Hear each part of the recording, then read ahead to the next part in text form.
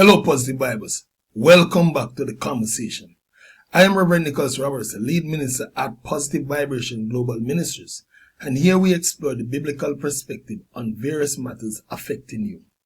Before we dive in, I humbly ask you to like, share, and subscribe to our channel, Reason with Robdon. On this channel, we offer daily morning devotions, weekly Bible studies, and prayers, along with insightful reactionary content for Christian education. Each segment is thoughtfully designed to help you deepen your faith and grow as a believer. If you're looking to grow your faith, this is the channel for you. I recently came across a profoundly moving video that has stayed with me ever since. It's a story of Dr. Robert Simit, a man who did something extraordinary in the face of unimaginable pain. He forgave the man who murdered his son. All this and more after this. I've been hurt, declare your glory. Good is better to say. Put your neighbor, say neighbor. It's light over the word. Praise him, my hands, praise him, my body, praise him. Dr. Simit's son was tragically killed during a failed robbery while working in a restaurant in 2010. What stood out to me was not just the forgiveness he extended, but the grace and love he demonstrated toward the very person who caused his deepest grief. As I watched this video, I couldn't help but reflect on the incredible power of forgiveness and how God's strength makes it possible even in the most painful circumstances.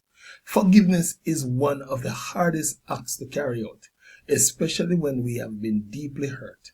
But as Christians, it's also one of the most powerful ways we reflect God's love. Today, I want to share this story with you from Dr. Simit himself.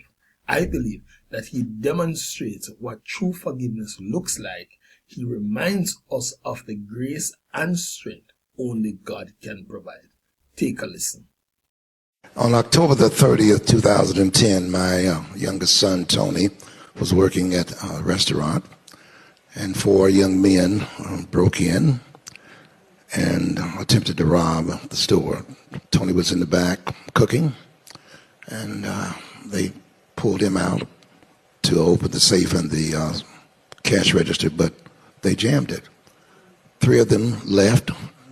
The fourth one, out of anger, stood on top of the counter and fired one shot into his heart. And Tony, at 34 years of age, made the transition. Forgiveness has played the role for me, and I want you to understand this, that I'm not a hero at all. Forgiveness is not difficult. It's just impossible without God. Forgiveness has been offered, but I still feel the throb. I've discovered that God is in the process of continuing to do what he has done already, and that is to enable me to do something that, humanly speaking, I could not do. So when people ask me, said, aren't you over this now? Haven't you come to a closure? I say to them, this is not a matter of a bank account. That's for closures. It's a matter of a love account. And so what has happened, number one, I think forgiveness has played the role of giving God glory. I've contacted the young man. The Lord challenged me to do that. He finally wrote me back. We had a writing relationship. I told him I loved him. He said that's something my father has never told me before. Bishop Desmond Tutu said, there's no future without forgiveness. I don't have now that bitterness. I hurt, and God continues to massage my heart.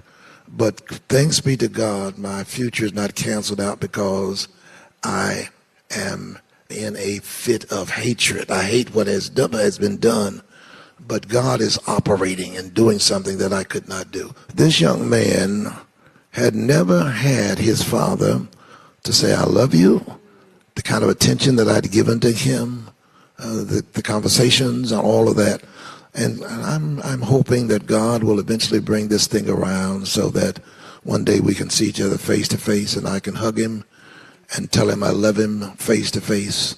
And one day, hopefully, God's able to do it, because God did, heal and bring about salvation to a murderer named Saul or Moses.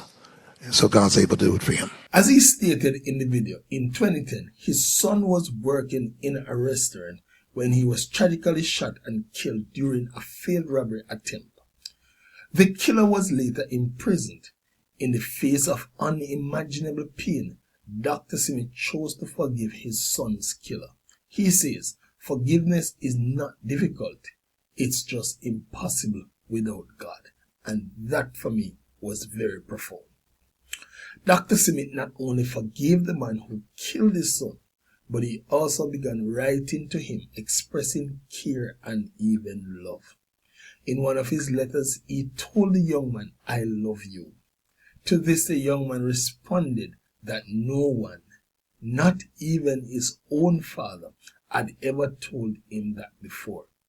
This reveals a deeper tragedy, the absence of fatherly love in this young man's life. This story overall teaches us more than forgiveness. It teaches us about the void left by absent fathers. Many young men grow up without the role models who pour into their lives, leaving them vulnerable and misguided. While Dr. Smith's story happened in Black America, the reality of fatherlessness transcends geography and culture. Here in our communities, the same issues exist, though perhaps to a lesser degree. Props and support must be given to mentoring organizations like Builderman Global that step in to fill the gap. These groups provide the guidance and fatherly influence that so many young boys desperately need. As a church, we also have a role to play. Let's promote marriage and responsible parenting to ensure our children grow up with the love and support they need to thrive. Dr. Smith's testimony challenges us on another level. For those of us holding grudges, whether for intentional harm or unintentional slights, it's time to let go. Forgiveness is not optional for the believer. It's what God calls us to do. So, how can we forgive when it hurts? I want to provide 10 steps to guide you through the process of forgiveness, even when it feels impossible. 1. Acknowledge the pain.